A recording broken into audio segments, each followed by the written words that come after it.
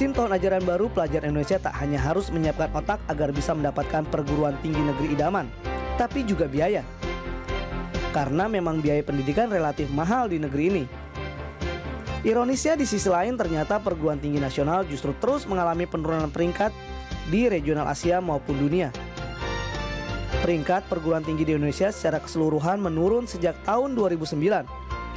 Satu-satunya perguruan tinggi Indonesia yang masih masuk peringkat 100 besar di Asia adalah Universitas Indonesia. Perguruan tinggi di ibu kota tersebut menduduki posisi ke-64 berdasarkan peringkat QS tahun 2013. Ranking ini turun dari tahun sebelumnya yang berada di peringkat 50-an besar Asia. QS menggunakan 6 indikator untuk menentukan peringkat. Antara lain reputasi akademik, reputasi di kalangan pengguna lulusan, dan proporsi mahasiswa asing. Hasil tersebut baiknya menjadi bahan introspeksi untuk menilai sistem pendidikan di Indonesia. Terlebih selama ini peningkatan pendidikan baru dirasakan pada keluarga mampu, di mana mereka bisa menyekolahkan anaknya di sekolah yang memiliki fasilitas pendidikan relatif baik. Sementara keluarga tidak mampu, mau tak mau harus bersedia menerima fasilitas pendidikan yang apa adanya. Pemerataan kualitas pendidikan wajib diperlukan demi menciptakan standar pendidikan nasional yang berkesinambungan. Selama itu belum terpenuhi, maka akan sulit berbicara kualitas pendidikan di Indonesia.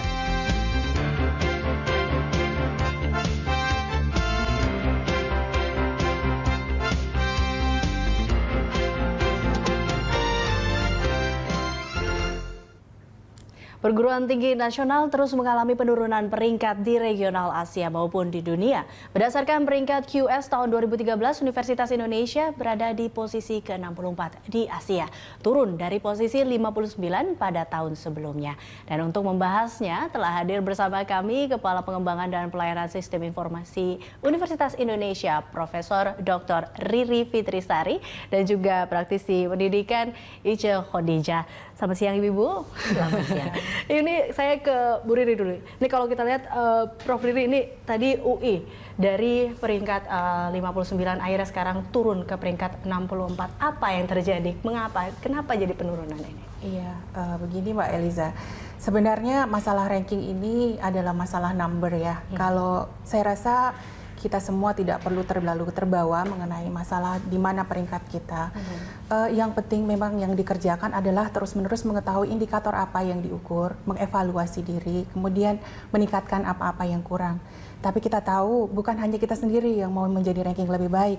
Semua orang, terutama di Asia yang sedang the rise of Asia, itu berusaha, semua universitas di Cina, di Taiwan, di Korea, di Singapura juga bertambah jumlah universitasnya, itu semuanya ingin rankingnya baik, dan itulah yang menyebabkan tentu saja ranking itu naik turun tergantung indikator dan weight-nya, karena terjadi perubahan-perubahan juga. Nah, berarti kalau kita lihat apakah memang akhirnya ini terjauh dari mungkin UI juga terus berusaha untuk meningkatkan, apakah karena UI yang stabil dengan peringkat seperti itu atau dengan kualitas yang begitu dan berusaha, tetapi kalah dengan universitas yang di luar sana yang berusaha lebih dari mungkin Universitas Indonesia, seperti itu kan? Iya.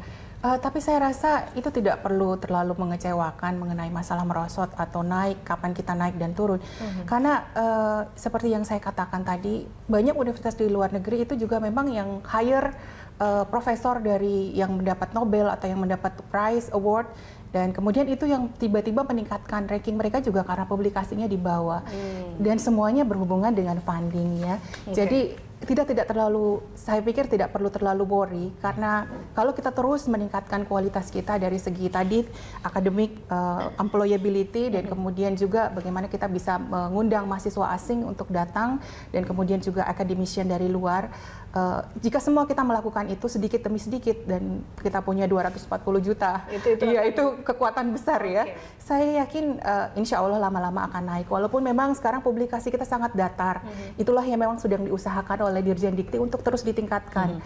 Kalau kita berbicara mengenai angka, jumlah kita banyak, tapi kemudian yang sampai tuntas, sampai dipublikasikan, sampai muncul di publikasi internasional dan bisa dilihat di internet, dan kemudian disitasi dan kemudian mendapat impact factor tinggi, itu semua memerlukan proses. Oke. Iya. Nah ini mungkin memang hanya angka, tetapi orang akan berpikir mungkin ini berarti universitas apa pendidikan kita semakin berturun. Nah ini Ibu Ica, Anda melihatnya penurunan dari peringkat universitas di Indonesia ini seperti apa? Kalau saya sih melihat ada 3 hal besar yang perlu kita tinjau kembali. Saya juga sama sebetulnya berpendapat dengan Bu Riri bahwa kita harus bijaksana melihat hasil-hasil survei seperti itu karena rubrik survei itu sendiri kan memerlukan cara tersendiri untuk menjawabnya. Nah, mungkin informasi yang diberikan oleh universitas-universitas kita di Indonesia tidak selengkap dan tidak sedetail universitas lain yang ada di negara-negara lain. Yang mungkin mereka lebih teliti pada saat memasukkan data-data. Sedangkan kita mungkin belum terbiasa. Sedangkan data-data itu akan dipublikasikan. Namun, saya melihat ada 3 hal. Yang pertama adalah mindset pendidikan di kita di Indonesia secara umum.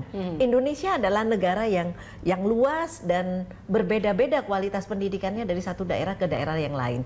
Itu yang pertama, mindset perlu dirubah. Yang kedua, muara akhir dari universitas adalah muara akhir dari seluruh proses pendidikan.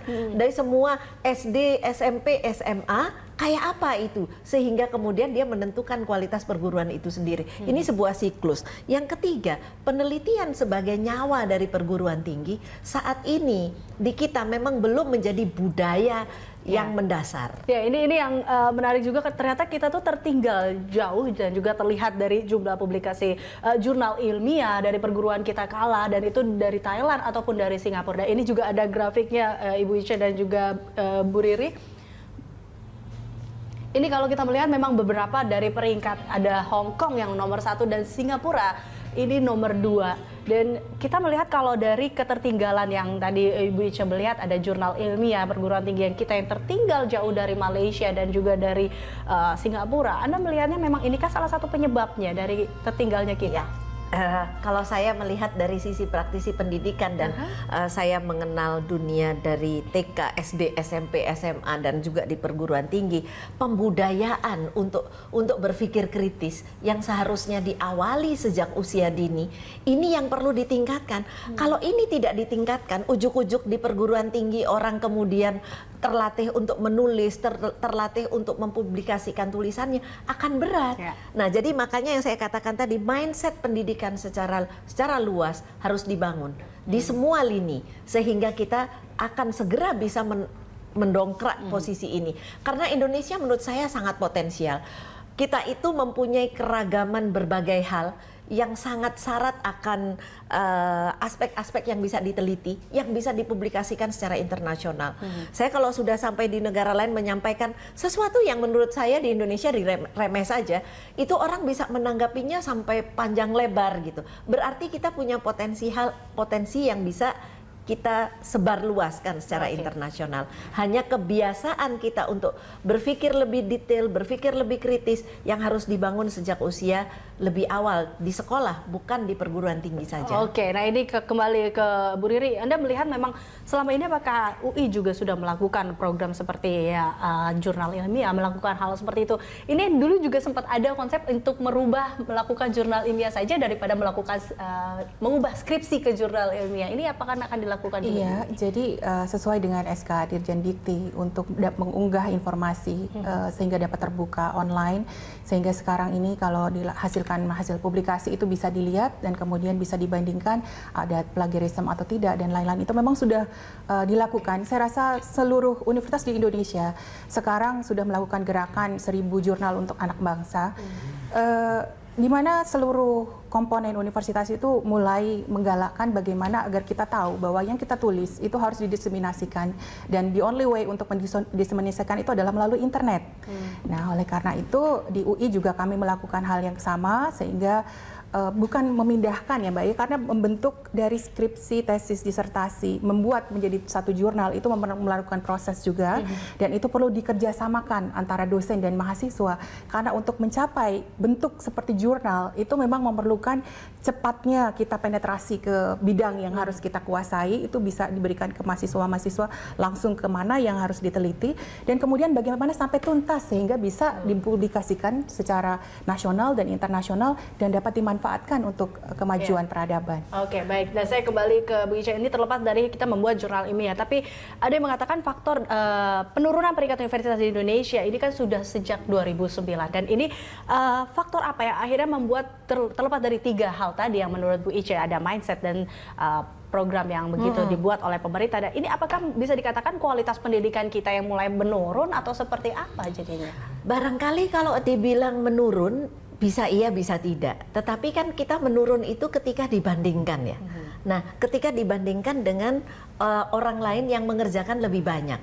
Mungkin kita meningkatkan hanya 1 strip, tapi orang lain 5 strip. Sehingga kita menjadi kalah langkah. Nah, kekalahan langkah ini sebenarnya menurut saya saat ini adalah saat yang paling tepat untuk pembenahan secara menyeluruh. Jadi tidak hanya di unsur perguruan tinggi, tapi sejak di sekolah seharusnya juga dilakukan antisipasi bagaimana menghasilkan anak-anak yang bisa berpikir lebih ilmiah nantinya. Nah, kalau sekarang misalnya kita menggalakkan anak-anak yang hanya mampu berpikir di tingkat low level thinking, yang bisanya pokoknya menghafal, lulus ujian. Nah, kapan kita akan meningkatkan proses yang lebih tinggi dari itu, yang mana orang lain di negara lain sudah melakukannya lebih awal. Nah, kemudian kemajuan teknologi informasi, terus terang saja kita belum memanfaatkannya secara penuh untuk kepentingan kemajuan peradaban. Kita memang masih berkutat pada penggunaannya sebagai sosial media, sebagai komunikasi antar teman, tetapi belum termanfaatkan secara maksimal. Nah, saya rasa kalau kampus mulai membuka diri dan kembali lagi menobatkan dirinya sebagai pusat inovasi pemikiran, saya yakin nantinya kampus bisa menyumbangkan pemikiran-pemikiran bagaimana mengubah mindset pendidikan di seluruh Indonesia. Contohnya begini, sekarang banyak orang yang di luar Jawa selalu mengatakan kita mau sekolah ke Jawa. What's wrong with all the universities outside the Java? Sebenarnya itu kan punya potensi-potensi besar yang seandainya mendapat perhatian bagaimana kemitraan dikembangkan antara let's say universitas di Jakarta dengan universitas di Bengkulu secara erat, bagaimana berkolaborasi, maka tidak perlu ada perpindahan besar-besaran dan pemikiran bahwa kalau nggak sekolah di Jawa kayaknya kurang bagus. Saya tidak mengeneralisasi itu, tapi masih banyak orang yang mengatakan demikian. Ya, belum lagi dengan kalau tidak universitas di Indonesia berarti tidak hebat seperti itu. That's right. Negeri dan swasta itu masih menjadi perbincangan. Baik, Ibu Ica dan Bu Riri, kita tahan perbincangan ini. Kita akan kembali usai jeda berikut. Pemirsa, tetaplah bersama kami di Dialog Jurnal Siang.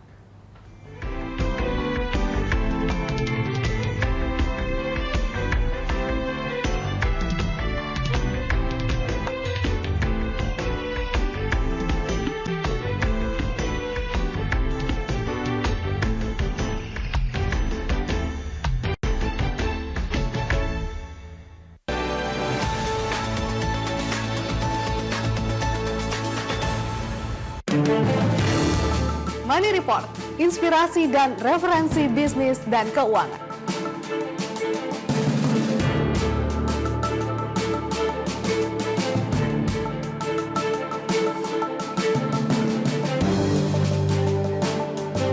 Saksikan Money Report setiap Senin hingga Jumat pukul 21 waktu Indonesia Barat. Hanya di Berita 1.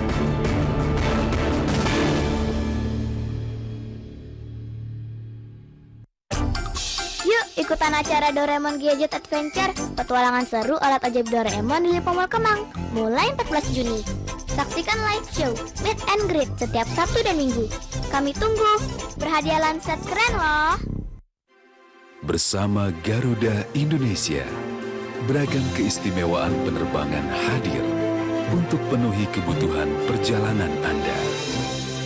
Dengan armada baru, awak kabin terbaik, dan berbagai